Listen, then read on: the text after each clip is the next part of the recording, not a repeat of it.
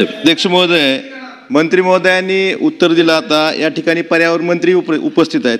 हा फक्त साताऱ्यापुरता प्रश्न मर्यादित नाही. पूर्ण महाराष्ट्रात जरबेरा लाखो रुपये कर्ज काढून जरबेराचं उत्पादन शेतकरी घेतात, पॉलिहाऊसमध्ये घेतात, शेडनेटमध्ये घेतात.